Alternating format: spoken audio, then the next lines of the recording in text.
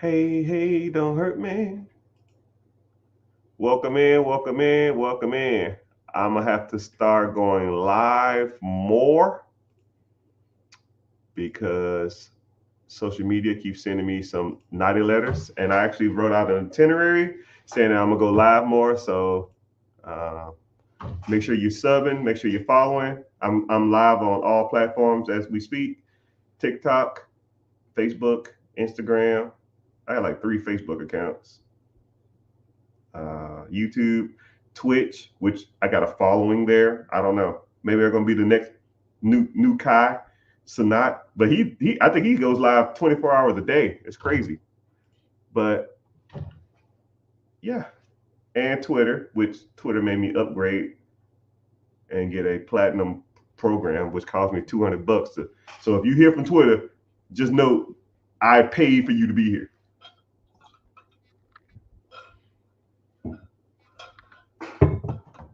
Welcome in, welcome in. Let me know where you're checking in from if you're checking in. Uh, and I'm glad you're here. If you're new here, if you never seen me before, you just start following for some random reason. You say, "Yo, man, this black dude look like he know what he's talking about," even though no one look like they know what they're talking about. I'm here to tell you that I've been doing this money thing since like 2008. I got really, really efficient at about 2013. I started giving away the game for free at like 2018, 19, maybe 2020, and I just been providing value for a long period of time. And for years, people would say, "Yo, man, you do coaching, you do mentorship, you do one-on-ones," and I was just like, "Nah, man, I don't, I don't want to waste my time with it. I'll just give you the game for free." And it just people just wanted more and more and more and more and more, and just my time I got really thinned out trying to guide people. So now what I do is I offer a free webinar, link in the bio, and if you want to learn more about uh, credit, personal credit, business funding, LLC structure, S corp structure, taxes, 401k, investing, TSP, money market account, mutual funds, setting up trust, setting up revocable trust, irrevocable trust. We talk about business ownership, side hustles, talk about storage units, Airbnb. I mean, we break down real estate, Section 8, Sub 2, wholesaling, bird dogging. I mean, uh, syndication deals. Let me do it. We talk about everything under the sun when it comes to real estate. So, I mean, it is what it is. And by you clicking the link in the bio, it's a free class. It's like an hour and some change. And a lot of people will ask me, "Man, do you sell courses and stuff like that?" I don't do the course thing. To me, a course is like going to online college. Online colleges don't really teach you anything, in my personal opinion. You kind of learn the material. You almost teach yourself. They'll give you the books, they'll tell you what to read, and then they'll give you questions over the test. They'll give you test questions in the form of test, which I mean, in theory, I can do this at home by myself. I can look up the information myself. So why am I paying you to teach me something I can just look up? And then um, I do personal appearances a lot too, but a lot of personal appearances stuff I try not to do a lot of because one thing about personal appearances is you'll go out and meet different people. You go out there and see different people, and you'll go through this event. Let's say it's $500 or something like that. You might get a bite to eat. You might take a couple photos. You might go through the event. They might talk about some stuff. They might get into details of some things, but it's kind of hard to remember any of that stuff. And then you're gonna be hyped up for the week afterwards. But then afterwards, you're just gonna be like, man, I don't, I really get no value from that.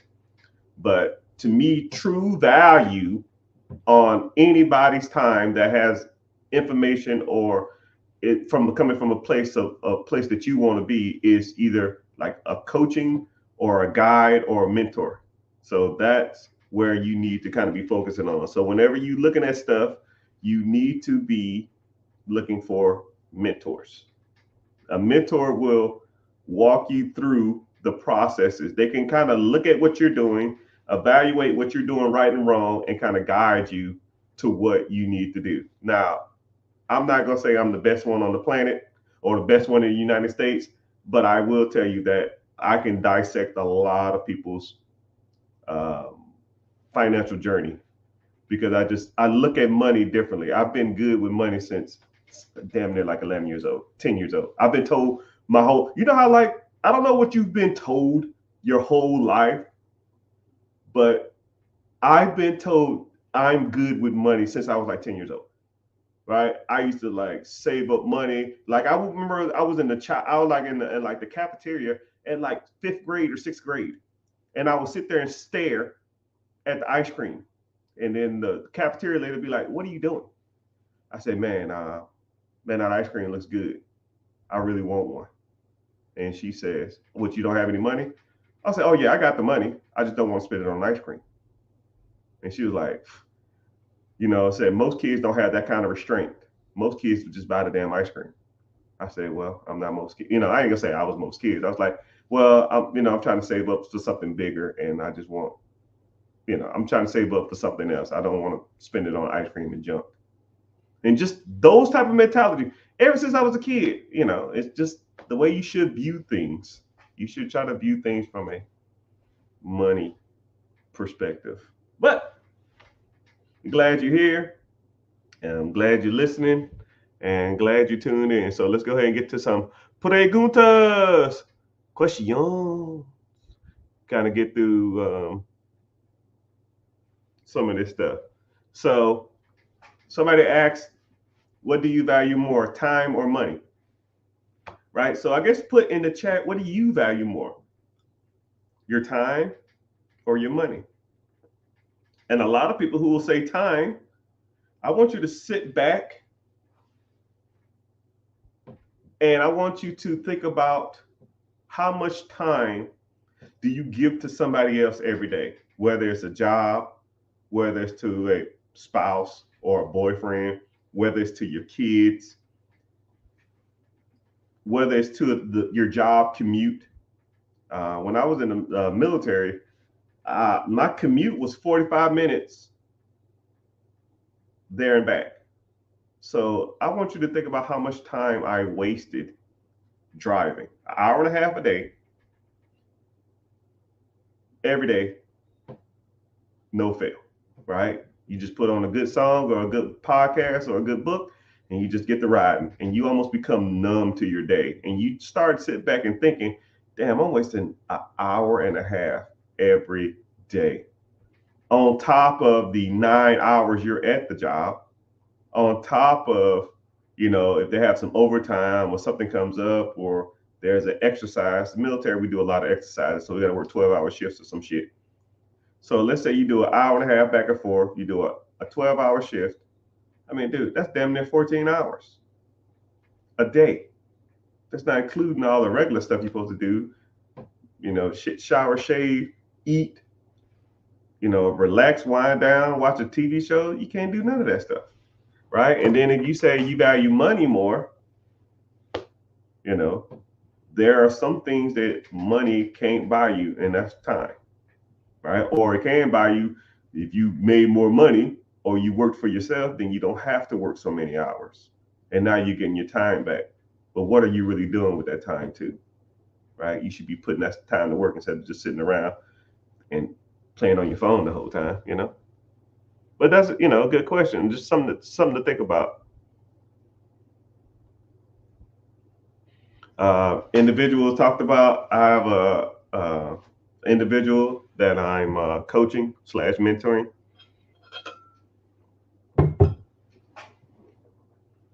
He says I always give good insights, and I'm making him rich. And what's crazy about it is that, like, I don't see it in a lot of people, but when I hear him talk and I see what he's doing, he'll get there. It's almost like, say you're a basketball coach and you look at kids all day long, but some kids just walk in the gym and they just have it. Some people just have it. They know what they want. They know how to get there, and they're going to do everything they can to get to that next level. And I can appreciate that. So if he continues to do whatever I tell him to do, or we can kind of collaborate together and kind of get him to a similar goal. Once he get to a certain point, then it's all downhill, right? And I'm gonna break something down for y'all when it comes to real estate. There's a level of real estate ownership that when you get there, it's almost no turning back. It's no turning back. So let's say, for example, you're looking for $100,000 properties. Let's say you have to put $15,000 down on a $100,000 property. Okay. And let's say he's making $500 a month in rent per property. $500 a month. The down payment on the property is $15,000. And let's say every month he puts $500 out of his pocket and takes the $500 in rent. That's $1,000. 15 months, 15,000. Simple math. Now he buys another property. So now he's at $1,500 a month. 1,500. Next month, 3,000. Next month, 4,500. 6,000. So now he's at that 15,000, 11 months or 12 months. And then he's going to be at 2,000. 2,000 goes into 15,000 7 times. That's 7 months. He buys another property and another property. 6 months. Another property. 4 months. Another property. 2 months. Another property. Now he's buying them every month because now he makes $15,000 of income on these properties. So now if he was doing this while still working, now he could almost devote his whole day towards finding property. So now he got 15,000, he buys one a month. 15,000, then it goes to 16,000, then goes to 17,000.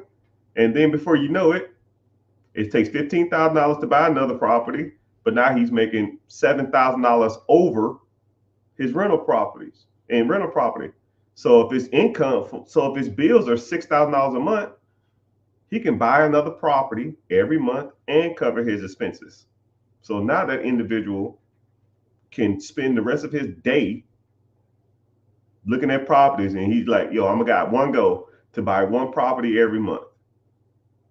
He buys one property, he's good. But if he was making a decent amount of money, he'll buy 1, 2, 3, and then he really off to the races. And then that's if the property is $15,000 down, which there's some cheaper than that. And that's if it makes $500 a month, which there's some out there that makes more than that. I was just looking at a property the other day that was bringing in cash flow $1,150. $1,150 US. $1,150. The property was 75. The payment on $75,000, if I put 10% down, it was owner financing. Listen to this. And these are the type of deals that I come across all the time. Mr. Richard, there ain't no properties in America. Bullshit. $75,000, owner financing, $7,500, 10% down. The payment was $600 a month. The rent was $1,700, $1,750. $1,150 a month. Now, how many properties would you have to own that paid you $1,000 a month for you to quit your job? Right? The average person in America makes $54,000 a year. So let's say $54,000 a year is the average income for an American, right? 54,000 divided by 12, that's 4,500. 4,500 divided by 1,000. 5 properties. 5 properties at $7,500 down, right? So better question is, how fast can you get to 7,500 times 4?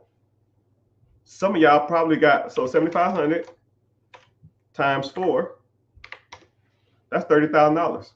And you know what I get all the time? Hey man, I got 30K. What can I do? Man, I got 45K.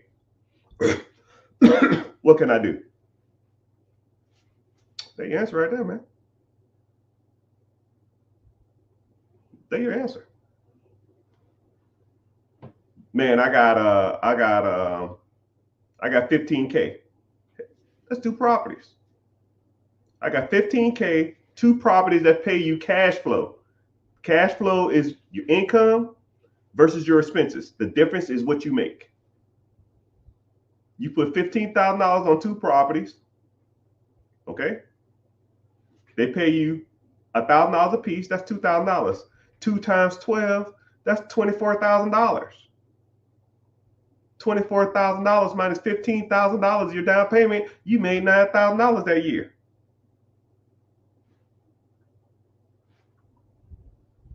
Stop me when I'm lying, right? And if anybody don't believe me, just ask anybody in the program. Just ask anybody. Like that. It's not that hard to find this stuff. There are people all over social media that swears up and down that this is the greatest thing since sliced bread and that there's some magical formula out there. No. You can Google homes for sale in certain areas and find them. Google homes for sale for under $100,000. They're out there. You just don't think it's attainable and reachable for you. There's owner financing deals for houses under $100,000, under $150,000. There's owner financing with damn near zero down. You just got to know how to negotiate. You just got to know how to find them. Right? I bought and sold hundreds of properties. Hundreds. Someone with no money down, no money out of pocket. If you know how to identify problems, you know how to find the people with the problems, you find the people with the properties, you can get that ball rolling. People, it's not rocket science, people.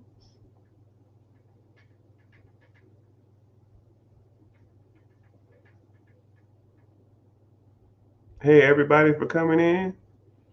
Welcome, welcome, welcome. We have let's see what the subject is for today. But if anybody want to get started, somebody asks, what is the first step? It just depends on what you want to do, right? I do offer, let me see.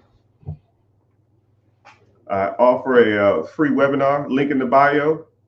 It should be starting here soon, sooner than later. I offer this different time slot, so just go in there and see when the next one's available. It's more likely Wednesday at 9 p.m.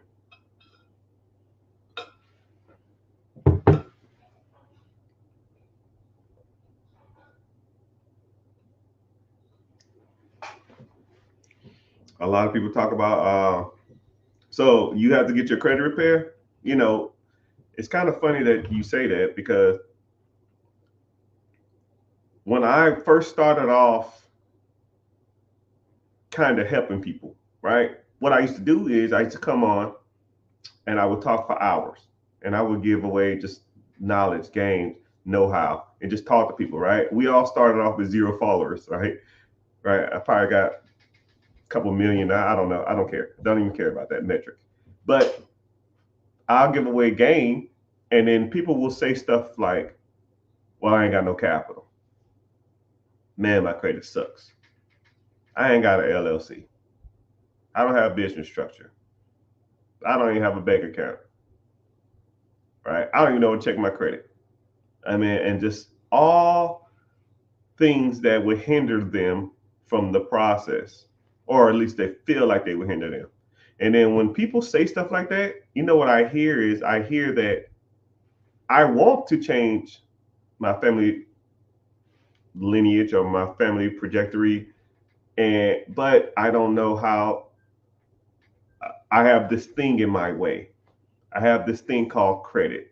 I don't have access to capital. I don't have access to the know-how. A lot of people will just be scared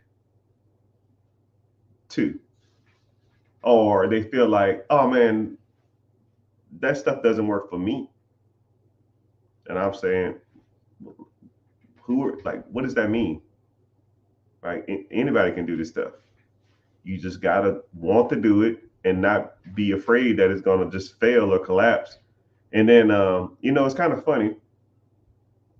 I met one guy, and we sat back, and it was like a 45-minute just debate about how the world is going to end. And I was just like, yo, man, maybe I'm just not the guy for you, because you're stuck in this weird mentality.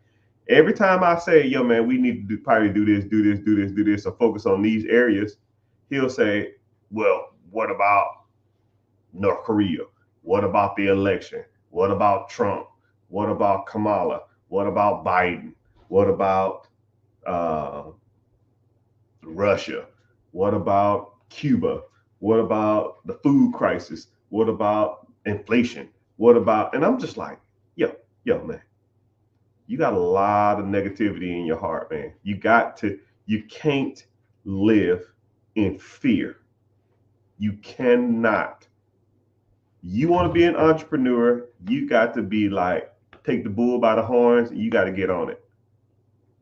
The early bird catches the worm. The person that goes out there and try to get the deal done will get it done. Right? You ever like saw something that was a deal, or you saw like a piece of property, or you saw like a car that was on sale, or you saw, I don't know, a piece of real estate, or you saw a business opportunity, or you saw something, and it was just like, damn, that's pretty good. But let me think about it. And then you thought about it some more, and then you waited 24 hours, 48 hours, or 64 hours, whatever it is, 72 hours, 3 days later, and then you come back, you still checking on it. It's like, damn, someone should get on this, man. This is a good deal. Someone's gonna damn make some money, or someone's gonna get ahead, because this is a good deal. I should probably do it too, but I don't know. I don't know if I should do it though. And then you come back a couple days later and it's gone. You have the mental fortitude to identify value. We all do.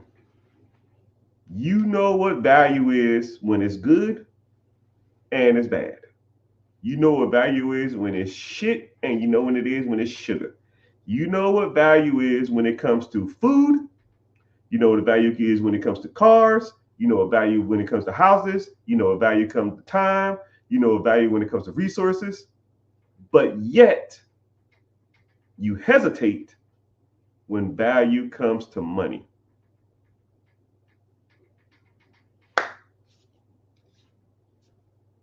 You saw a dress that you wanted to buy, or a shirt that you wanted to buy, normally $50, on sale for $5.99. You know what's crazy is? I won't even say my wife. I'll say every woman I've ever met in my life can tell you every time, every deal that they've saved money on something. My wife will talk to me and say, look what I got. And it'd be something that I don't feel like we even need. But she could tell me how much they're going for, the website where they're going for it at, how much she saved, and the value that she's gonna get from it. Yeah, that's cool. Do the same thing when it comes to money. Do the same thing when it comes to real estate. Same thing when it comes to cars to put on Turos. Same thing when it comes to ATMs. Same thing when it comes to vending machines. Same thing when it comes to acquiring a business. You can tell me every deal there is in the world when it comes to saving, 28% on a damn blouse. But you can't tell me the same thing when it comes to real estate and business. That's bullshit, right? Or you're scared, but you weren't scared about that blouse that was 70% off. That brings you no value. It's the same thing, man. I'm not just saying that to like shun you away or discourage you. All I'm saying is that you have an innate ability to identify a need, a problem, a solution, and value. Why are you hesitating to do the shit? Doesn't make any sense. You understand value better than anybody in the world. Like I put like this: if I ask you what your car is worth, if I ask you what the average car that the same car you have is going for on the street, you probably could tell me that. Cool. Take half of what your car is worth right now. Say your car's worth 10. Cool. There's a car right down the street that's $5,000. Or you say your car's worth 10. Cool. There's a car down the street for 4,900. Same exact car, same exact model. Is that a deal? Yeah. Why don't you buy it? What I'm gonna do with it? You can sell it to someone else. You see what just happened? I told you the parameters. I showed you a deal, and I pretty much showed you how to make money. But you know what you didn't do? You wouldn't do? You probably wouldn't buy it. Well, I don't need another car. I don't fucking need another car either. But it's half off. I can sell it to someone for $7,500. Now I just made $2,500. The person who bought a $10,000 car for $7,500 is still getting the deal. You make 25. You pay half of what it's worth. You sell it for $2,500 more. Boom, boom, boom. That's what true entrepreneurship is: identifying a problem, seeing where you can make money on it, and hopping on the shit. We all can do that shit, right? That's not even a taught or a learned attribute. You know value, because I know y'all women love to shop. And if you love to shop, that means you can identify a good deal and a bad deal, right? So some individual asked about credit.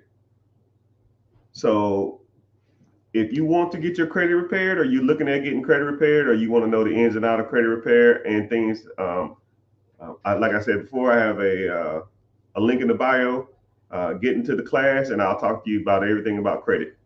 So we talk about regular credit, we do business credit, we do business funding. We also work on your credit profile. We work on your credit history. We work on your names misspellings on your credit. We work on the improper addresses. A lot of people don't know, if you put a credit application in and they misspell your name, that's going to look bad on your credit, because now you have like 6, 7, 8 different names. You should only have one name on your credit. Just like if you have multiple addresses on your credit, you should only have one address, the current one you in. Everything else is irrelevant. If you have 7 addresses in the last 7 years, that shows you unstable. One address in the last 7 years, it shows you more stable. It shows stability. So things like that. But we do it for you. I've seen credit repair services where you sign up for it and then you got to go out. They teach you everything about it, and then you go out and do it yourself. No, I don't do that. You pay for it, I'll take care of it. All you got to do is sign up for your credit monitoring service. And then after that, it's downhill from there. You just sit back and relax, and we take care of the rest. But the process will take, a few months. It ain't gonna happen overnight. I tell people all the time, you didn't mess your credit up in a week. How the hell you think I'm gonna fix it in a week? Or some people say, yo man, I'm trying to buy a house by next week. I'm trying to buy a house in 2 months. Like, shit, you better hope it's still on the market in 7. Because it don't work that fast. Shit, it almost takes 35 days for your credit to refresh.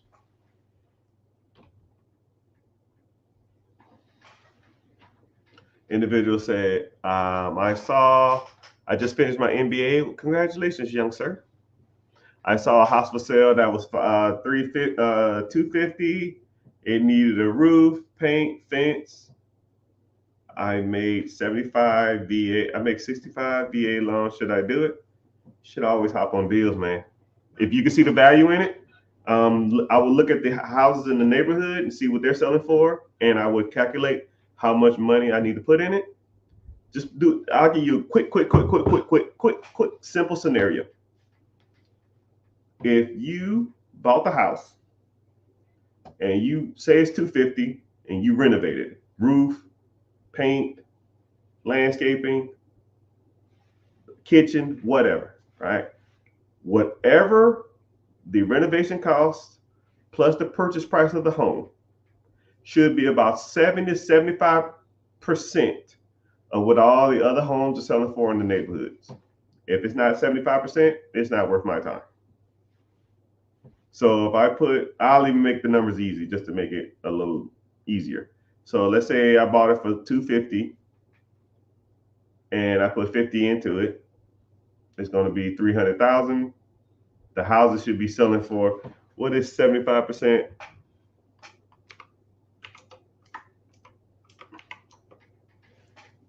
So the houses should be selling for about, the house should be selling for about 410-ish.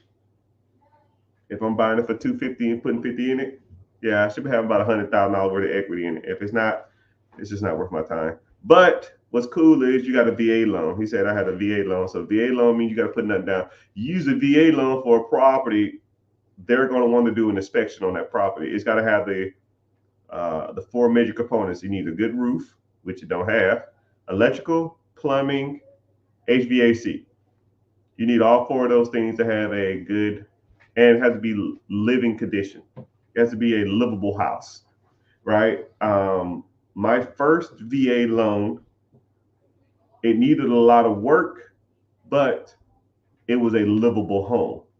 So if you can find a livable home that has good AC or current AC, roof, plumbing, and electric, then, and you still can put money into it and still make money, those are your best bets. I mean, that's the holy grail. That's the unicorn of homes, because VA loan, you can move into it zero down, and you can make money. You don't have to put anything into it. Then you have to put money into it to make it livable, but you're gonna live in it while you do the same process, and you're pretty much forcing appreciation and forcing equity. But it's kind of hard to get approved for a home that's turnkey and still needs work and still VA approved for it. You can find it. I'm rooting for you.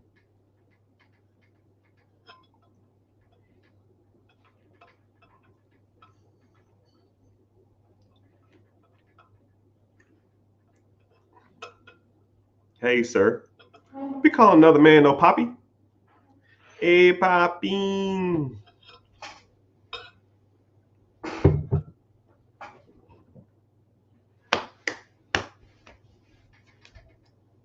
Individual asked, what is my expertise or opinion on grants? Now, I'm not the best at everything, but where I lack, others are strong. I have a friend who is one of the best grant writers out there, and if you get on my team or get into the group, I will introduce you to that individual, and then we get access to multiple grants. And every once in a while, what I'll do is they'll give me a grant that we apply for free, and they'll be like, "Hey, yo, here's a 3-minute grant," and I'll text everybody, "Here's a 3-minute grant," and you just put in your name, your business name, what your business do, how can you use this grant to help others, and then you go. 3, 4 minutes, 2 minutes, and $4,500. Somebody got to win. You might as well put your name in it. But there's tons of grants out there, right? You just got to know how to apply to them or apply for them. And like what this person did is they made pretty much a program where every month they'll send you out a grant list, and you just apply for the ones you want, instead of you going out there and trying to find them and going out there and trying to do your research on what's the best grant and try to stay up on it. No, you just get a newsletter with everything you want on it and just click on it, and then you just apply, which kind of makes sense. Makes it a whole lot easier.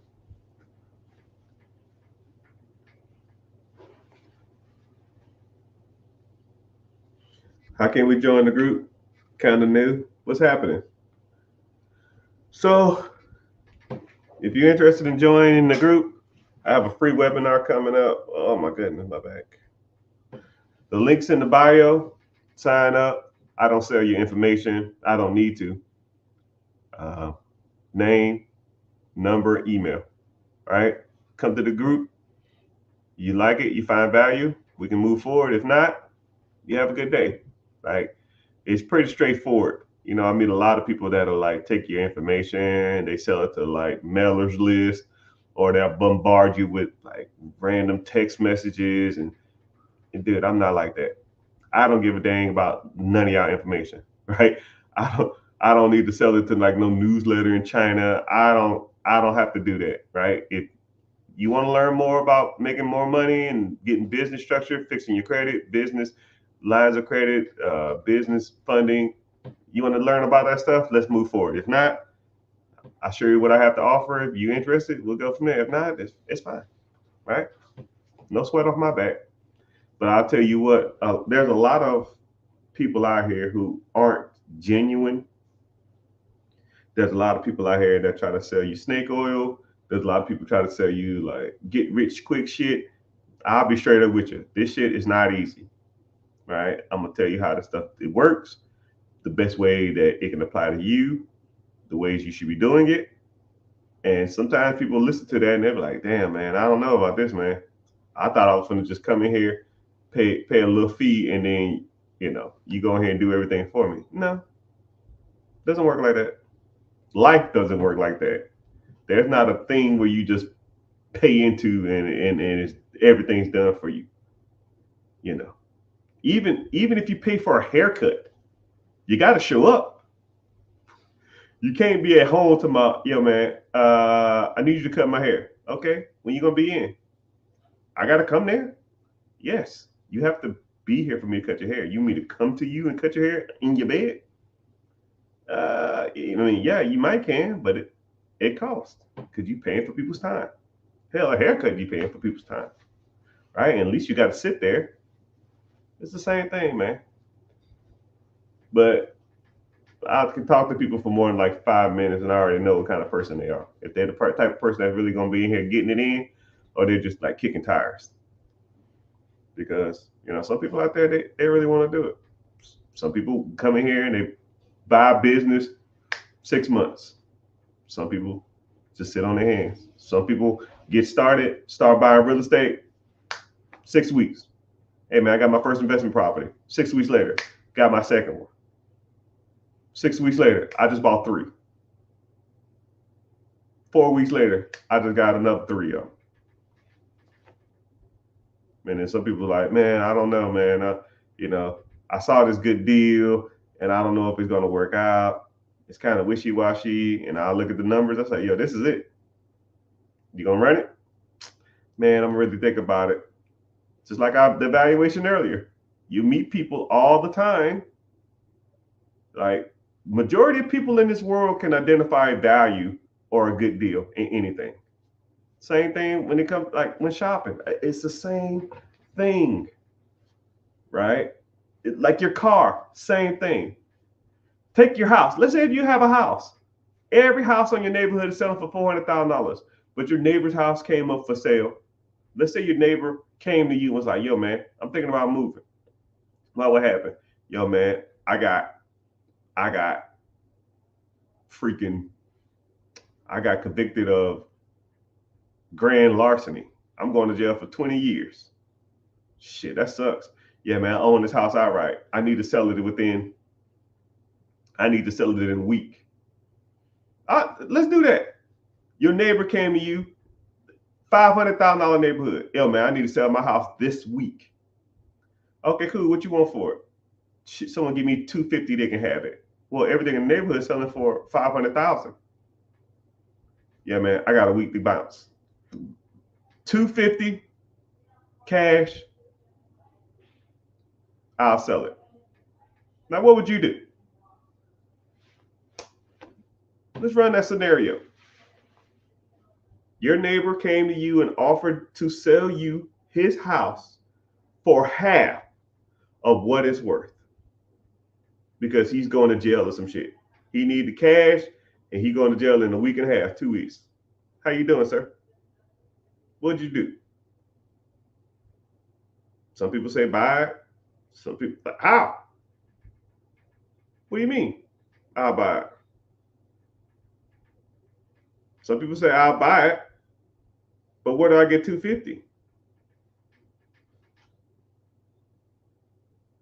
And that's why you learn from people like me.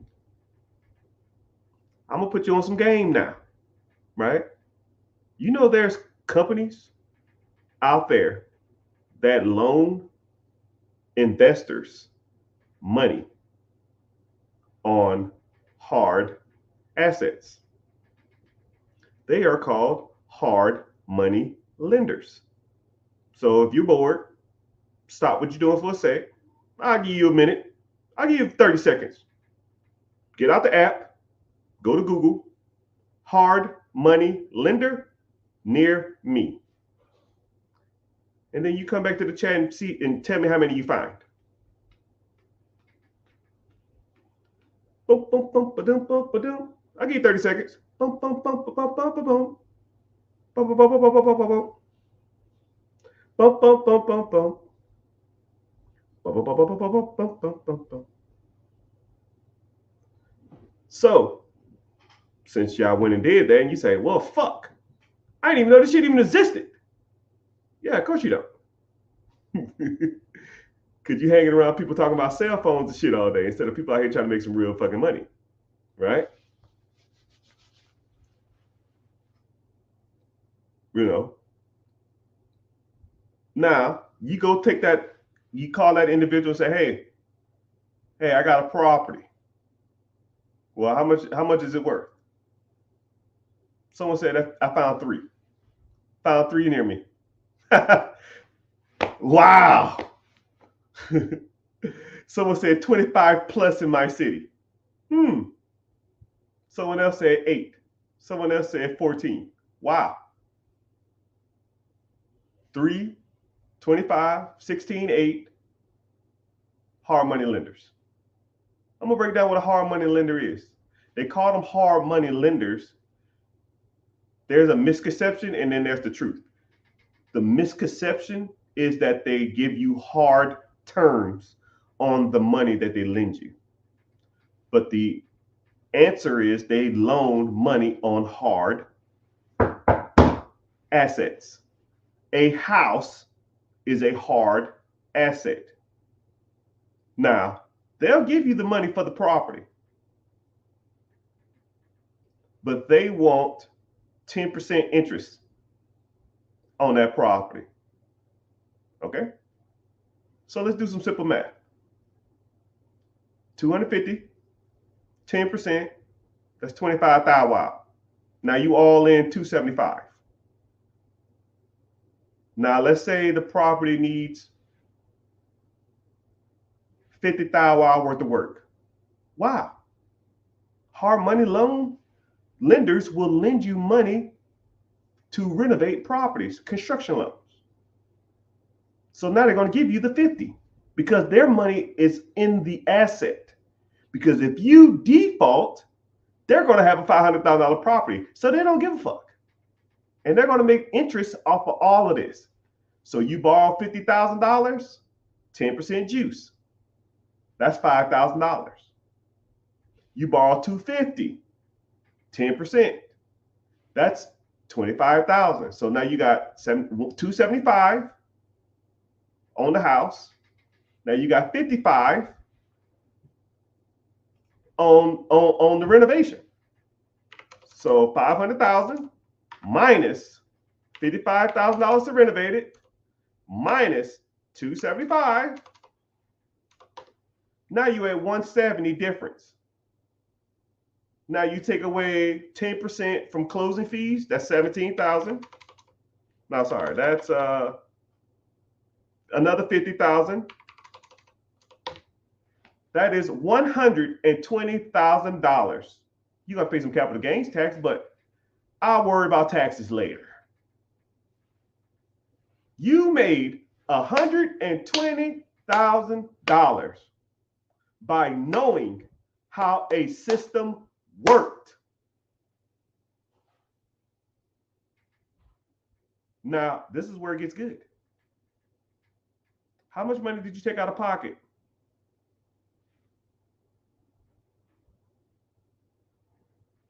How much of the work did you do? The $50,000 was a construction loan. You just paid a contractor.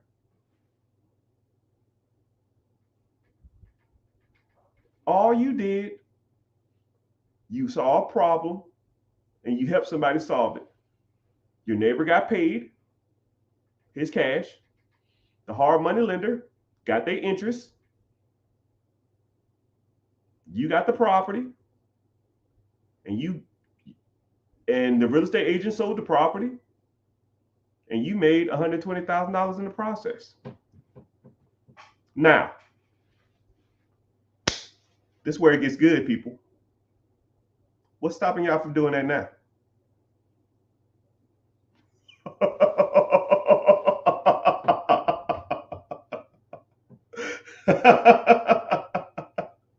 What's stopping y'all from doing that now?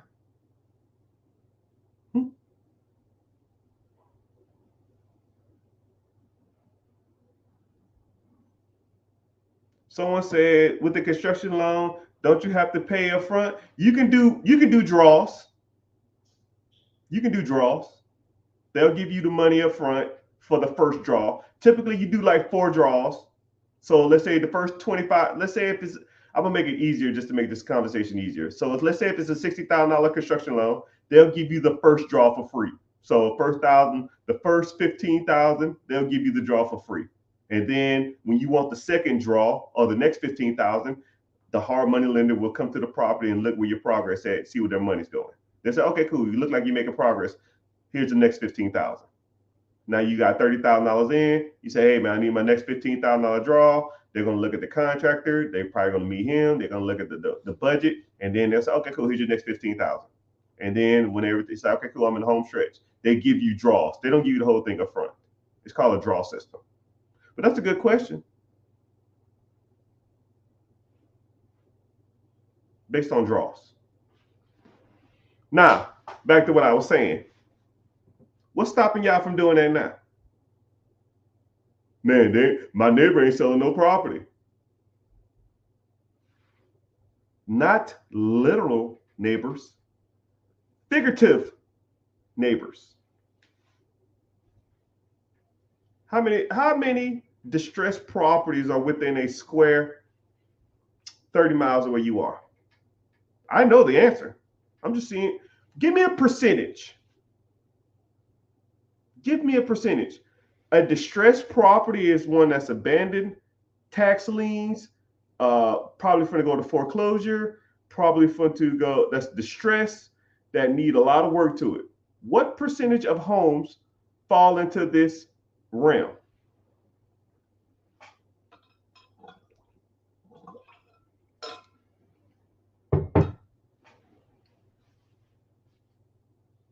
%, 10%, 15%, 19%, 30%. You drive down the street in the average homes, most homes are fixed up. There ain't a lot around here. I live in a good neighborhood. Bullshit.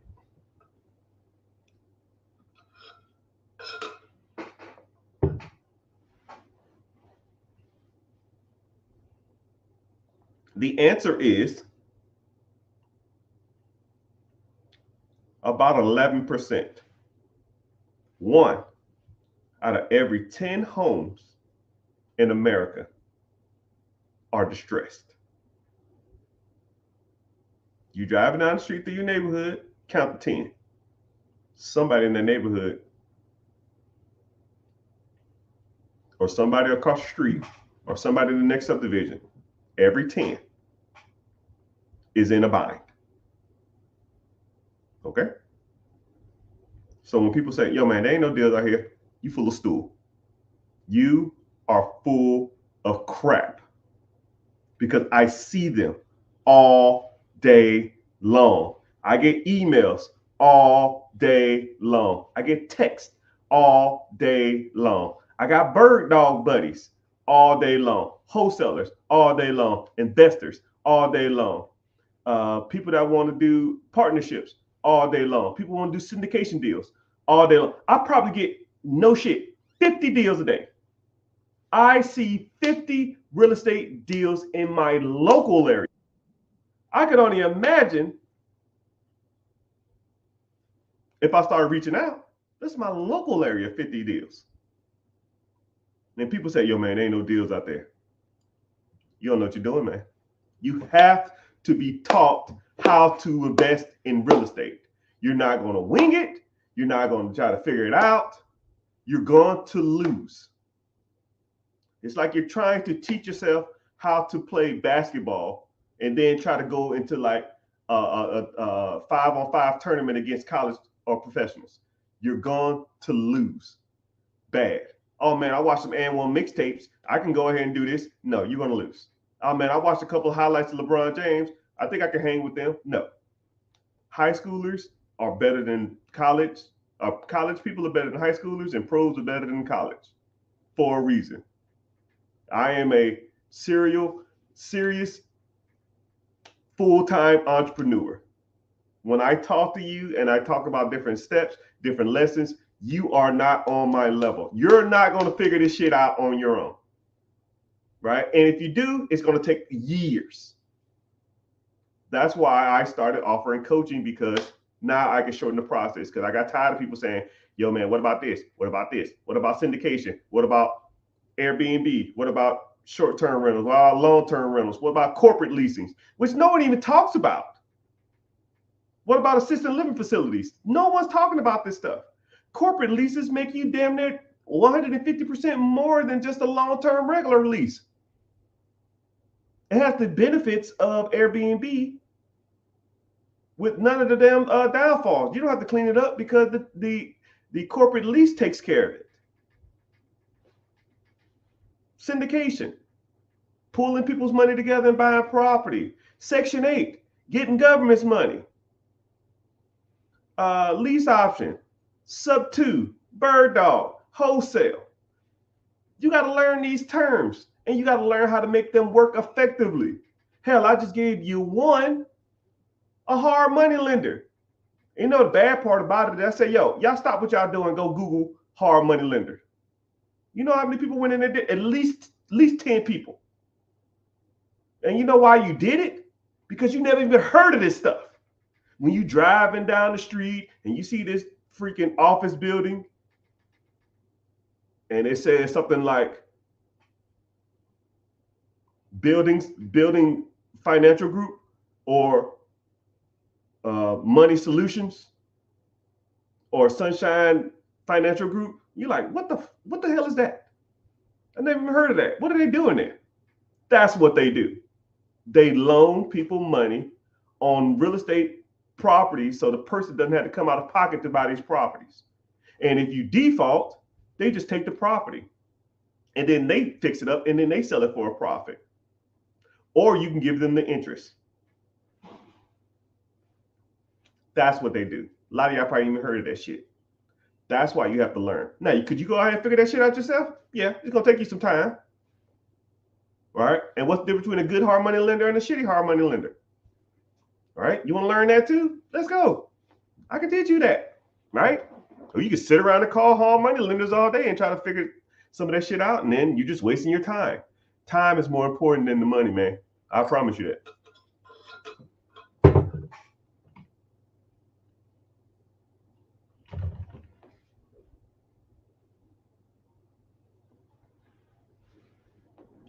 All right. Someone said, I spent $250,000 on a brick and mortar and can't make $5,000 money. Things are slow.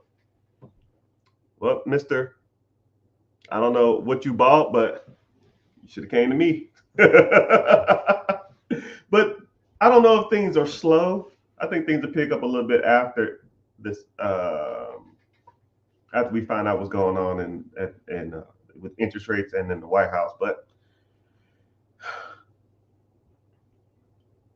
it just depends on what industry you're in and depends on what you're working on. Someone said, hey, man, I got 100K. What's the best way to invest it? Sir or ma'am, you're rich and you don't even know it. You are rich and don't even know it. You know, it's funny. I meet people who are sitting on certain kind of money, and it's just funny how, like, I meet people that are getting inheritance. I meet people that get a windfall of money. I get people that are like sell their house and they're just sitting on 100, 200, 300, $500,000, and they're just like, yo, man, I don't know what to do. And I'm just like, yo, bro, you rich, right? Or at least financially free. You know, first of all, I'll tell you this. You need to know what you want to do in life. Let's say if you have six figures sitting around, what do you want to do? Do you want to be well off? Do you not want to work? Do you want to be rich? Or do you want to be wealthy? Because those are all just risk tolerance. That's the difference. You know, you can buy a business for $100,000 that's making you, $40,000 a year. And let's say your income is $45,000 a year. I mean, well, shit. Now you damn near ain't got to work. You just bought it for cash. Now, not wanting to work and be rich and be wealthy are two different things. And a lot of people don't differentiate them. A lot of people don't even define rich. What is rich? Rich is subjective. What is wealth? Wealth is subjective. Some people want to spend all day with their kids. That is wealth to them. Cool. Let's reverse engineer from there. Some people say rich is going out and not worrying about bills every month. Cool. Let's reverse engineer that. Some people say, I just want $1 million in my bank account, which is the dumbest shit I ever heard. But whatever. If you want $1 million in your account, let's dissect what it's going to take to get $1 million in your account. You know, if you don't want to work for anybody else, okay, cool. How much do you make a month? $5,000. Cool. Let's find something that pays $6,000. Where's the rocket science in this? It's not hard. If you're making $5 from a job and you buy a business that pays you $6, well, in definition, you can quit your job. If you make $4,000 a month and you got 8 rental properties that pay you $500 a month, that's $4,000 a month. In theory, you can quit your job, right? Don't overthink some of this money stuff. If you got a side hustle, like I helped these two guys, and they was like, yo, man, we want to start a side hustle to save up money to buy a business. The side hustle started making more money than buying a business. So now they just do side hustle all day long. They're making about $10,000 to $12,000 a month a piece, two guys. So we say $25,000 a month of income. Now I say, yo, man, you can take that $25,000, set it aside, and let's go buy you a business here soon. They said, no, we're good. This is working out fine. We've been doing this a year. I think we can do this full time. Or then they was doing it full time, and then they off to the races. You know, and I can appreciate that, because a lot of people get blinders on, and they can't see what's right in front of them. If you saving up, you got a side hustle, and the side hustle is making you enough money to quit your job, but you want to take the side hustle money and buy a business, but the side hustle money is making you just as much money as the business would, why the fuck you get in the business, right?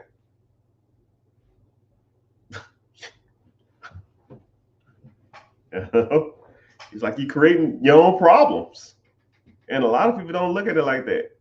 You know, whatever works for you. And a lot of people will say, yo, man, I want to buy a specific type of business. I want to buy a Dunkin' Donuts.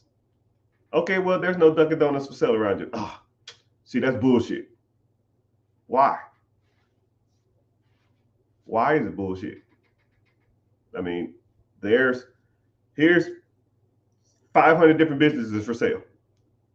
You want to look at any of these? No, I want a Dunkin' Donuts. You're getting in your own way now.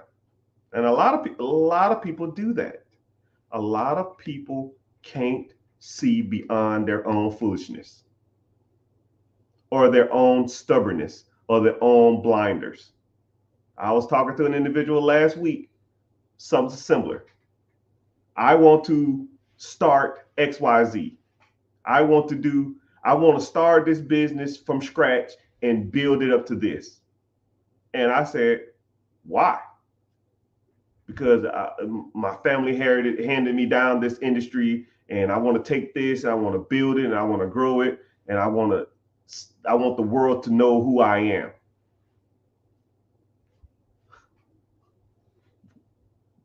Why? I don't get it. I don't get it, sir. I don't.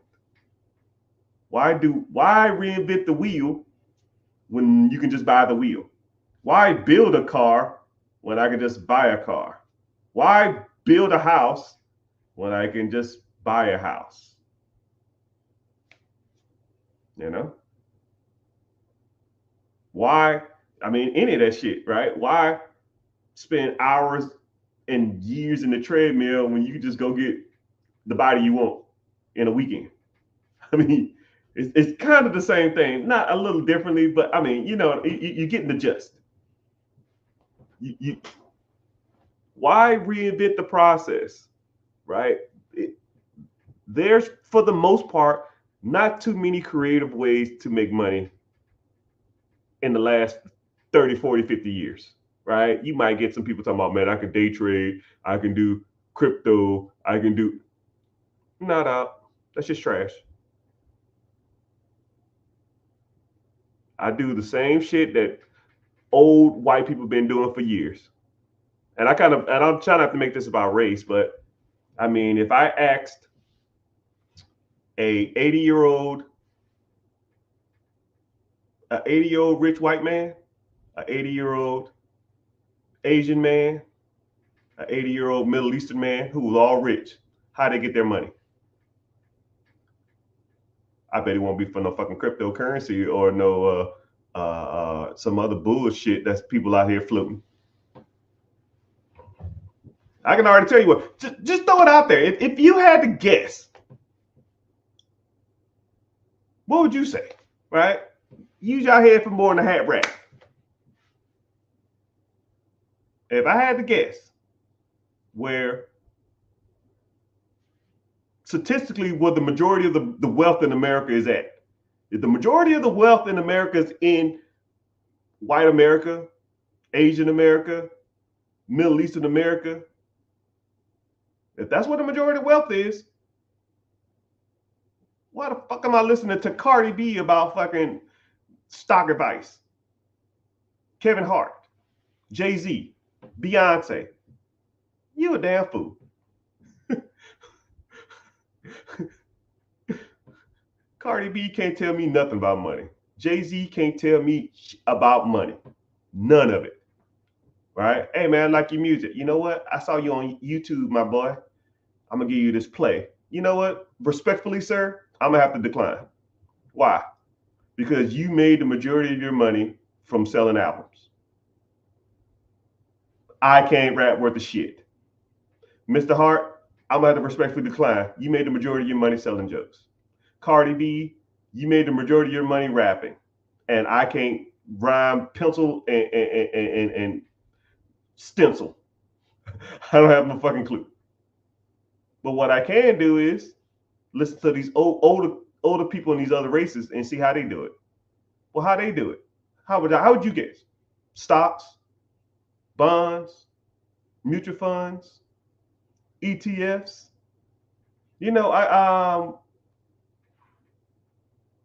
Business ownership, right? When you go to a gas station, you see a Middle Eastern man working the counter, he probably own it, or he probably have his family working there. You go to an Asian restaurant, you see an Asian person working. You ever been to an Asian restaurant and there's been a black person working the counter? Or let me guess, a white person? Shit, no. Why? Why?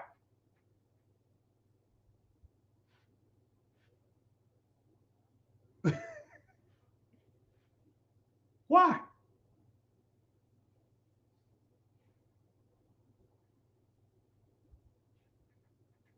I want you to close your eyes and think about what a real estate investor looks like. Some rich old white dude with a suit.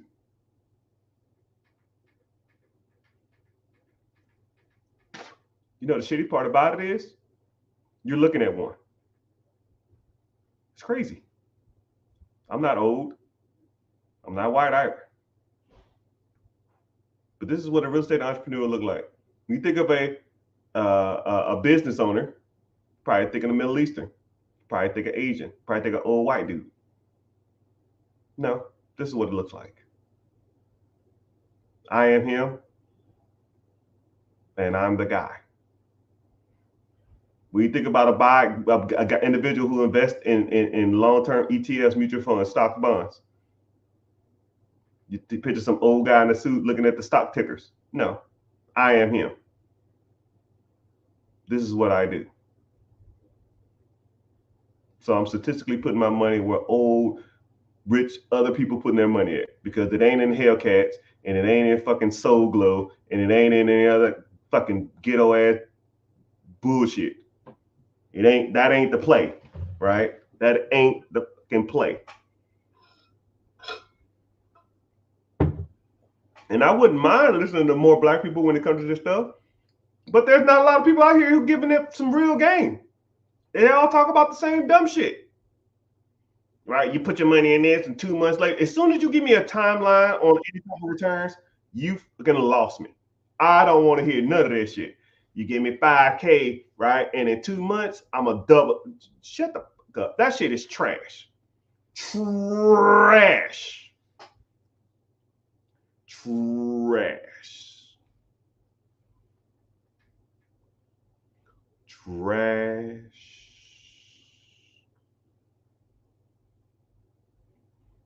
What I think about car washes can be good businesses. Depends on what you want to do. Do you want the self-service car washes, or you want the automated car washes? Automated ones cost a little bit more.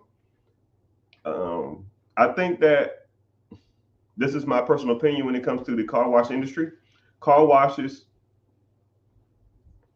the industry is kind of revolving or evolving into self-service, not to automated, but there's always going to be a niche for a self-service wash. So a lot of people just want to go through the drive-through, pay their $10, $15, and then go vacuum out their stuff. But there's always going to be individuals who have like RVs, individuals who have boats or have campers or have a trailer or have a flatbed they want to wash out. The automated service is going to be increasingly harder to get into because a lot of people want to go that route, meaning that people are going to try to lean towards getting out of the self-service with the bins and the quarters and stuff like that. So there's going to be, to me, in the next 5 to 7 years, there's going to be a huge gap on self-service.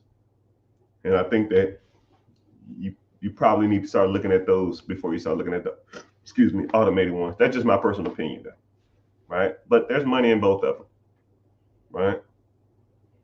What is the cheapest fast food franchise to acquire? Man, there's tons, right? And I try not to say cheapest. I don't look at things as, don't look at something as cheap. Look at the value you're going to get from it, right? Let's say if there's a business, let's say there's a Little Caesars and a Jimmy John's. I don't know. Let's say the Little Caesars is $50,000, but you lose $9,000 every year. But the Jimmy John's is $100,000, but you make $90,000 a year. Well, was it better to get the cheaper one? No, because you lose $9,000 every year as soon as you buy the shit. So don't focus on cheap. Focus on what makes money, and what can pay you a return on the money you put into it. That's where you need to be at. What makes people afraid of becoming wealthy? People have this, it's a scarcity mindset. When people don't have something, they're scared they're going to lose it. So what they do is they don't use what they have. So, for example, if like, say if you grew up your whole life and you never had anything, like you never had any money, you never really had any nice clothes, you never really had any nice anything, right? But then you got a little money and then you start getting nicer clothes and nicer shoes and stuff like that. Now you're going to treat those better than the average person. It's kind of, it's like when I watch people who are like sneakerheads and they can always tell you, yo, man, I never could afford a pair of Jordans. And I finally got a pair of Jordans and I didn't want to crease them up. I didn't want to like damage them. I cleaned them every day. That is a scarcity mindset. If I bought a fucking pair of Jordans, I don't care if they're $200 or $2,000. I'm gonna wear them, I'm gonna dog them out, and I'm gonna throw them away, and then I'm gonna get some more Jordans. I don't like people put the value in the wrong shit. And the same thing when it comes to money. If you've never had money and then you get a windfall of money, say there's an inheritance, you got a lawsuit, let's say you won a lottery, any of that shit, right? You're gonna get a windfall of money. Let's say 50,000 popped in your account right now. You know what you're gonna do? Nothing, because you never had it. So what do you do with it? You do nothing with it. You'll trickle it away. Let me get caught up on some bills. Let me get out a little debt. Let me take a little vacay. Let me do this, and it's gonna be a $500, $2,000, $5,000, $200, $600, $800, and then 2 years later, that fucking money is gone. On what? Not a damn thing. But if you used to having money coming in, when you have it come in, you're just gonna put it right back to work. If I bought a business, it cost me $100,000, and then I get another $30,000 at the end of the year, I'm gonna take the $30,000 and I'm gonna put it down on another business. If I bought a piece of real estate that made me $400,000 and it makes me $15K over a year, I'm gonna take the $15K and buy another piece of real estate, right? Now, if I get a windfall of money, say if I inherited $500,000, I'm gonna just keep doing the same shit I was doing before. I'm gonna just go out here and buy more businesses and buy more real estate, because that's just what I do, right? People who don't have shit gonna keep doing the same shit that they was doing before. People who have stuff and have money and have those assets gonna continue to do the same shit they was doing before. That's why people are afraid of money, because they never had it. When they get around it, they get scared of it, and then they do nothing with it. I'm gonna give you a quick scenario. I'm gonna make this about military too. When I go to combat, one of my instructors explained to me this: people who aren't used to shooting guns, when the time comes to shoot a gun, they will freeze, because they think to themselves, man, am I doing something right or wrong? And if you freeze in a war type environment, then you will be a victim. I hate to say it. I'm not trying to be vulgar or gross. You have to, when information is presented to you, you have to do what's best for you. And if you sit on your hands, then nothing's good come from that in time of war. So right before you go to a war, they will sit you down and talk to you about different types of scenarios, different types of shooting drills, different types of encounters, different types of any of that stuff. Because when the time comes and the shit hits the fan, what are you going to do? Right? Everybody got everybody got a plan until you get hit in the face. Mike Tyson said it best. You get hit in the face, then your game plan goes out the window. You know what you're going to rely on? Your instincts and muscle memory. So if I'm normally buying properties, normally buying businesses, when money comes in, I'm just going to keep buying businesses and keep buying real estate. It's the same thing. Or buying stocks, bonds, mutual funds, ETFs, and all that other kind of shit. It's the same thing.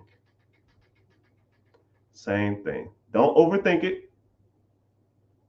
Right? Don't overlook it. Just do what comes natural. And if you're hanging around individuals who talk about money all day, and you associate with people that buy shit all day with real estate and businesses and investing in a 401k, TSP, Roth ETFs, index funds. When you hang around individuals and that's all they talk about, when you get the bag, that's all you're going to talk about. You hang around people that talk about grills and gold chains and dreads and Hellcats. You know what you're going to do when you get a fucking job and some money? You're going to buy a fucking grill. You're going to buy a gold chain. You're going to buy a fucking necklace. You're going to buy a Hellcat because that's all you know.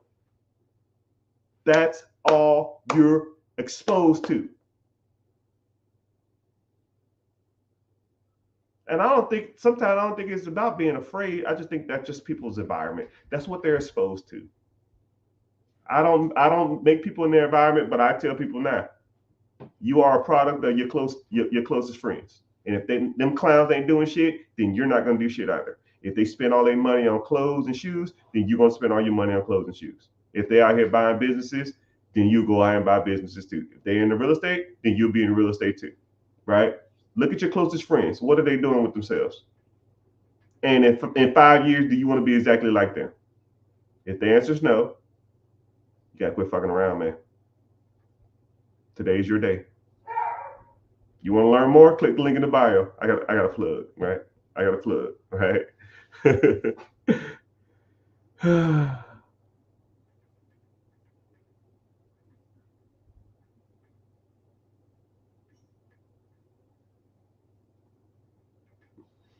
Someone said, what about tiny home subdivisions? Yeah. I wouldn't build them. I would not build them at all. I'll just buy one that already exists, right? If I buy something on Friday, how much money did it make me between Friday and Monday? When I go check my account on Monday, how much money in my account? If the answer is zero, you made a bad decision. But it's not rocket science, man. It's not. A lot, yeah, man. It's just good. It's just a good purchase. Cool. How much money you make on day one? Well, see, what happens is I got a buddy, right? Oh my goodness. No thanks. See, what happened is I'm gonna buy it, right? So I'm gonna have to do this to it to start making. No, I'm good. No thanks. So no. So see, what's gonna work is, see, it's at a discounted rate. It's normally worth $1 million, but I can get it for 50. What I'm gonna do is I'm gonna take it and I'm gonna live there for 6 months and you bought it on Friday. How much money did you make when you look at your account on Monday? Sometimes hypothetically too, right? You buy a piece of property, you're not hypothetically making any money that Monday, but hypothetically you're making whatever the profit is divided by how many days every month. So if you make $1,000 a month and you divide that by 30 days on average, that's $33. Friday 33, Friday 33, Saturday 33, Sunday 33, Monday 33. So you made $132. Cool. You bought it on Friday. What'd you make on Monday? I made $132. Sound like a good deal to me. After everything's paid, yep, cool. Sound fine to me. Cool. You gonna save up that money and get another one? Yes, sir. All right. I don't see no fucking Hellcats and no Jordans. Oh man. The Millionaire Next Door. Millionaire Next Door, which is a great book. So for those, someone said The Millionaire Next Door in the comment section. For those who don't know, there's a book called The Millionaire Next Door. I kind of give you the nutshell because I always like to tell people, I read a lot and I just don't be out here just saying random shit. I can damn near cite most of the book. So it was a guy, he was in New Jersey. I remember that specifically. He was in New Jersey and his neighborhood, he had to take this long ass path. It went down the ravine by this river, by like a lake or something, and it went all the way back up to the top. But there was a shortcut from one side of the town to the other side, but it had to go through like a rich neighborhood. But the rich neighborhood was like a half a mile long. So you could take the neighborhood, you go cut through the neighborhood, half a mile long, or you can, which would take about 5 to 6 minutes, or You can go all the way around and it will take you another 30 minutes. So one day he was in traffic and it was a gated community, but he saw that the gate was open. So he said, hell yeah, I'm gonna cut through. So he cuts through the neighborhood, try to save him a little time. And he noticed that every house on this community, because it was like just, it was like a little subdivision, but it was a straight shot. And he noticed that these houses was like 7,000, 8,000, 10,000 square feet, huge ass mansions, huge. And he was just like, who the fuck lives in these houses? And then the crazy part about it is his house was like 3 subdivisions over, pretty much from that area. So three subdivisions down the road. So maybe 3, 4, 5 miles maybe. And he was just like, yo, who lives in these houses? And so what he did is he went to work, and all he could think about is, man, who lives in these houses? Who are these multimillionaires and probably even billionaires that I didn't even know was in this damn neighborhood? I always saw the gated community, but I never knew what they were talking about. So what he did is, his next day off, he sat in front of the gate, and a landscaper came through, and he followed the landscaper through the community. He got a like a little vest. It said like surveyor or some shit like that. I forgot what the vest said, but he had a clipboard and he had a list of questions. I think it was 10 questions, and he went door to door and asked them all 10 questions. What do you do for a living? How much money do you make? How long have you been doing this? Do you have any advice or guidance for anybody who wanted to get in that industry? What do you think stopped successful people from like what do you think stops successful people and broke people? What keeps people down in America? And all this other kind of stuff. He went door to door. And he said he had to come back to the neighborhood multiple times to get everybody. And if they went home, he would come back. He would have like a little map and he would mark them off. And what he learned is that the majority of people who are rich don't really have like this ultra high net worth income and some shit. Like people think, oh man, this guy's a doctor, this guy's a professional athlete, this guy's a lawyer, this guy. No. They just own 1 or 2 processes that make them a lot of money, or they own some real estate, or they're real conservative, or they'll have like 2 normal jobs and they're extremely frugal, right? I remember one specifically. One was it was 2 accountants. 2 accountants. They both made $75,000 a piece, which is $1.50, which people could consider a lot of money. But they drove shitty cars. They didn't eat out. They didn't spend all their money on junk. They rarely took vacations. And everything they got in, they invested it.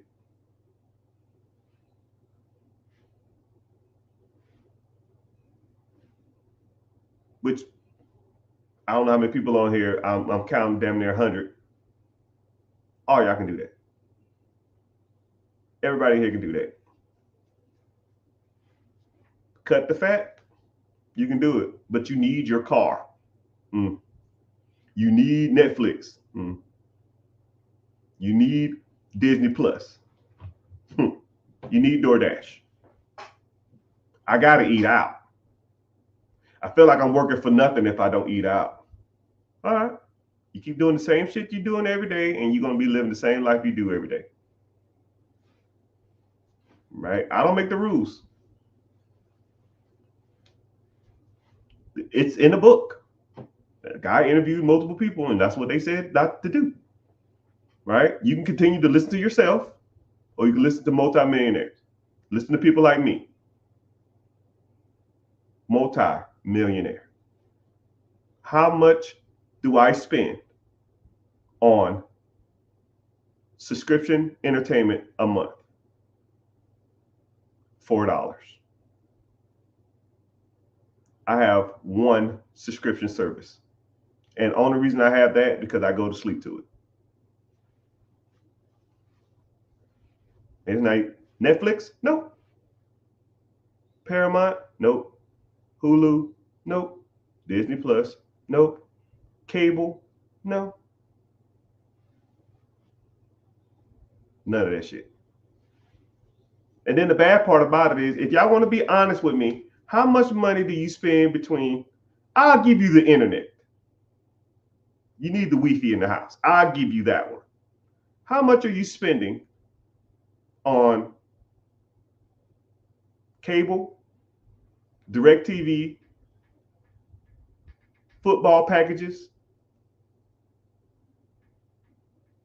Amazon Plus, Hulu, Disney Plus, Netflix? How much you spending a month on that stuff? I bet no one want to be honest with me, because I already know, I know the answers, man. Now I want you to think about it like this. And how long? And then this was gonna get good. How long you been doing it? 10 years? You know, I was talking to my father the other day, and I said, I was looking at some of his finances, and I said, "Yo, man, how much you spend on like DirecTV?" He said, "Oh, it's a bundle with my internet." I said, "What is that?" He said, $172. I said, "Oh no, we done with that. We done with that." I said, "Do XYZ, $45 a month, and I'll give you the internet. We're done with that, dog." Now you could take the surplus, which is what, $1.40, no, $1.30. Let's say you invested that $130 a month every month for the last 12 months over the last 10 years of you having DirecTV. There's ways you can do it. Why? I'll give you one. Satellites. They're at Walmart for $20. They're on Amazon for $20. You got 3 TVs, 3 satellites. That's $60. It gives you all your local channels. Give you first 60 channels. Get a Fire Stick, Roku stick, or a Speed Box, or sorry, I can't think what that shit's called now. Is it a Speed Box? I don't know. Type in Box S5. It gives you every damn cable channel. It's $300. You'll never have a bill in your life.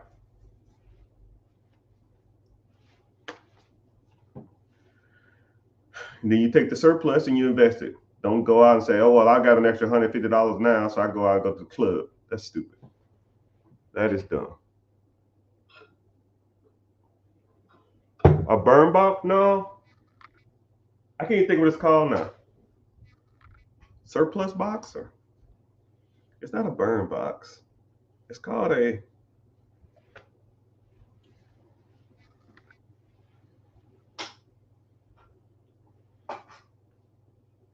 not a smart box. I don't know. I don't remember. No.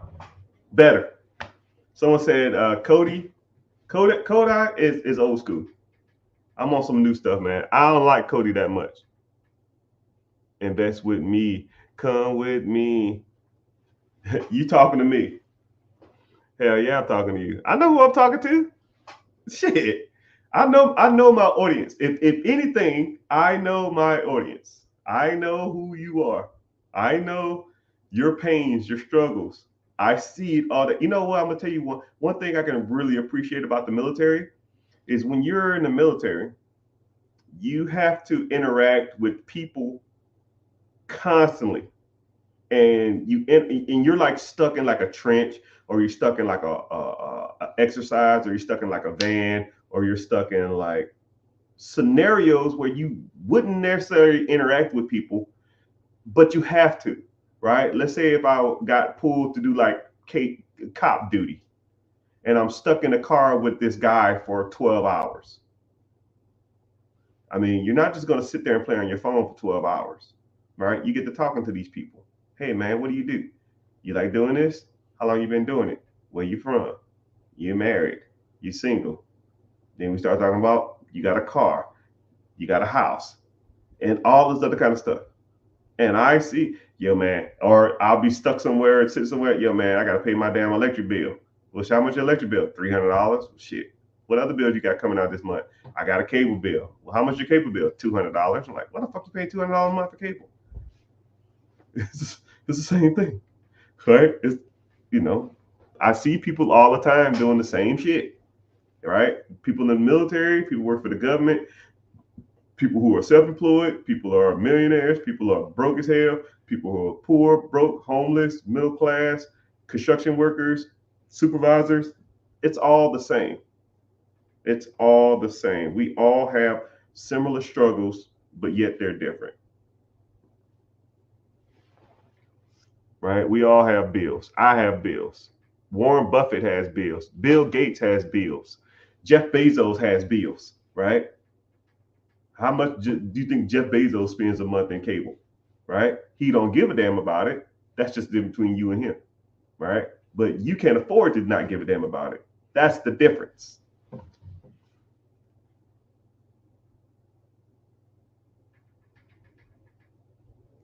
What's happening? 700 credit scores. I see you, brother. I see you. What we be purchasing then? What we be purchasing then? I don't know what you're saying. I'm gonna have to get off there in a sec.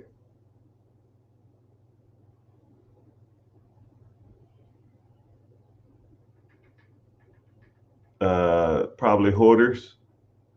What are you talking about? The millionaire next doors people? I don't know the reference, but you got to pick your poison, man. Right? You got to be selective on what you spend your money on. Right? I hate telling people what to spend their money on, but you almost got to look at your financing and money as it's like a commodity. All right. I want you to like visualize how much money has came through your hand. Right? Let's say the average person makes $55,000 a year. Let's say you're 45 years old. So let's do some simple math, right? You've been working since you was 18 years old. Let's say from 18 to 30, you've made $30,000. So 18 to 30, which is 12 years, you made $30,000. So 12 times $30,000, that's $360,000. And from 30 to 45, you made 54,000. Right? So 360, 54,000, that's 15 years. 15 years at $54,000, which the average American makes. That's 810,000 plus the $360,000 you made from when you was a kid. That's $1.17 million. If you're 45 years old, you probably made $1.1 million in your lifetime. If you worked since 18 years old. I got you $30,000 from year 18 to year 30, then year 30 to 45, 55,000. Almost $1.2 million. Now, I want you to look at your life and say, what do you have to show for it? Do you have $1.2 million worth of shit to show for it? Probably not even close. Do you have $120,000 worth of shit to show for it? Probably not. Do you got $12,000 worth of shit to show for it? Probably some furniture, some other shit. Probably some shoes and some clothes. Right? If you don't own your home, I want you to do this experiment. If you don't own your home, turn your house upside down and put everything that you own in a grassy field. And let's say everything that's in this pile, I turned your house upside down and I dumped it all out. And I'm going to come through and I'm going to give you half of what that shit's worth. You bought a Gucci bag, You bought some clothes, you bought some shoes. Okay, cool. These Michael Jordans were $200. I'm gonna give you $100 for them. This Gucci bag was $500. I'll give you $250 for it. Because that shit is only worth what someone's willing to pay for it. Right? Just because you paid that much for it don't mean someone else will. You gave it the value when you bought it. That doesn't mean that it's valuable. Oh my goodness, they don't want to hear that shit. Damn, that's a bar. Woo! Damn, that was a good one. Oh, God dang. Gucci put the price on it. You gave it the value when you bought it.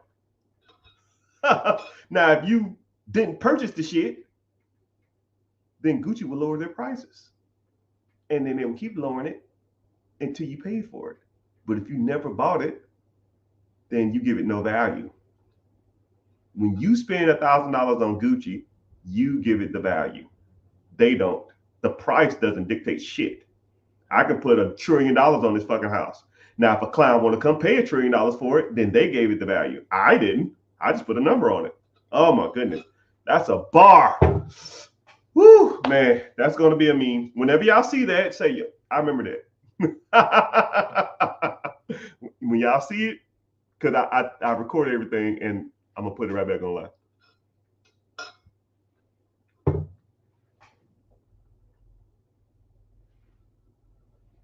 Now, let's say all your stuff is spread out in the field. Now, and I gave you half of what it's worth. How much money would you have in your hand? If you had to guess. 10 grand, 15 grand, 20 grand? You made $1.2 million over the last, I don't know, 30 years. You have $15,000 worth of shit to show for it? That's value to you? That's value. It's crazy, man. It's I hate to do those scenarios because it almost makes you reflect on your life thinking, what the fuck am I doing? But I like to do those scenarios because I think to yourself, man, what the fuck am I doing? Right? When you put it in the perspective of a pile of stuff, taking half the value from it and giving you the cash value for it, it makes you think you spent the majority of or all your life buying a whole bunch of shit that ain't worth nothing. Now, if you had a house, we can sell the house. You got stock, bonds, mutual funds. That's assets. You own a business. Those are assets. But all that shit that you got piled in your closet or piled, that little raggedy ass car in your driveway, I'm throwing that in there too. I'm giving you half for it. Well, the sticker price says 64. Cool, I'll give you 32. That's what we're going to do with that. Well, I owe 40. Well, it looked like you negative $8,000 then, man. I didn't tell you to buy that shit.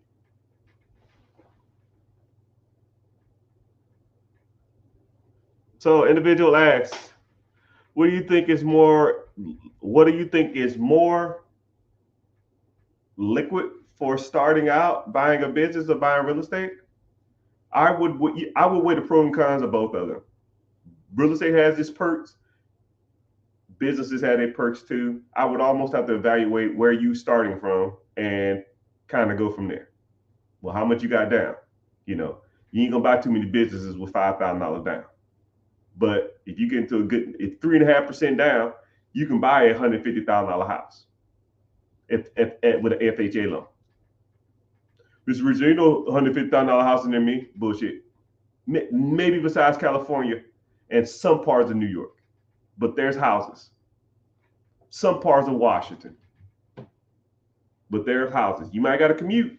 I didn't say that. But you're going to have to do it. Let's get to some questions. Let's get to the questions. All you really need is YouTube Premium at $13. That's funny that you say that. I got rid of my YouTube Premium. You paying $13 a month not to watch commercials, which you can skip in 5 seconds? Your 5 seconds of your life is worth $15 a month. It's crazy. It's crazy. Now, let's say if you had YouTube Premium 10 years. 15 times 12, That's 180 times 10, $18,000. You know what? I'm gonna do you one better. I'm gonna go super petty. Investments. Let's pull up my investment calculator. You started out with $0. You put it into a basic ETF, and you invest. You started out. You invest $15. You started off with $0. You got rid of YouTube Premium. You put the $15 a month only into a ETF that tracked the S&P 500 or the S&P 100 or the S&P 50 for 10 years. You have $4,000 in that account, which don't sound like a lot, but it's $15. You skipped a commercial. You skipped a commercial that's 5 seconds long.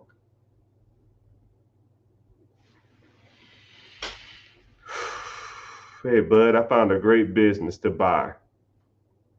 Beach rentals, asking 175. Yeah, man, I'll have to look at the financials. What the asking price is almost irrelevant, right? I need to know the ins and outs of the business. I need to know the cash flow. I need to see all that.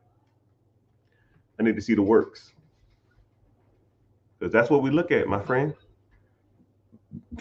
I don't give a damn if you gave it to me. That's what I'm going to break something down to you. A deal is not a real, when it comes to business acquisition, a business acquisition deal is not what you pay for it. What it brings to you after the debt is serviced. Okay? If a business is $1 billion, but it brings me in 300 million, that's a deal. If there's a $1 million business that brings me in 10K a year, well, that ain't a deal. If there's a business for $100,000, but I lose $5,000 a year, that ain't a deal. There's a business, there's a Little Caesars that I'm going to give you, but the Little Caesar loses $5,000 a month. Is that a good deal? I gave it to you. It's free. Here's your employees. Here's your staff. Here's your menu. Here's your hours. Here's the numbers to the manager. Here's your bank account. Here's everything. Take it. Free. Zero. Sign right here. Sign right here. Sign right here. Cool. I'm done. Bye. You lose $5,000 a month. Is that a deal? I gave it to you. No. That's shit. That is trash. Right? I'll even make it a little more down to earth. There's a Little Caesars. Here you go, take it for free. Here's the title. Here's the business agreement. Here's the LLC. Here's the S corp. Here's the C corp. Here's the business structure. Here's the business address. Here's the business phone number. Here's everything. Here's for free. You lose $100 a month.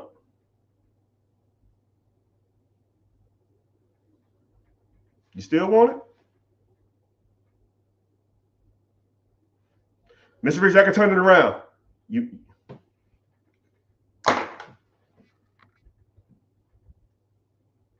missing the point, my friends. You are missing the point. Why turn some shit around when I can just buy it already turned around? Why groom a woman to be the perfect wife when you just can find the perfect wife? Why a car that I can make it to the car I want it to be when I could just buy the fucking car that's already what I want? Why buy a business that I could put money into it and turn it around when I can just buy one that already has the insights and the money that I already want. Stop me when I'm lying, people. Stop me when I'm lying. Y'all over here got me throwing my Tom Fords, man. I don't really like idolize designers and shit like that, but these glasses was pricey. I got a discount there. You shouldn't be buying the name brands anyways until you get to a point. Oh, Superbox, that's what it's called. Somebody said it. Superbox. Superbox.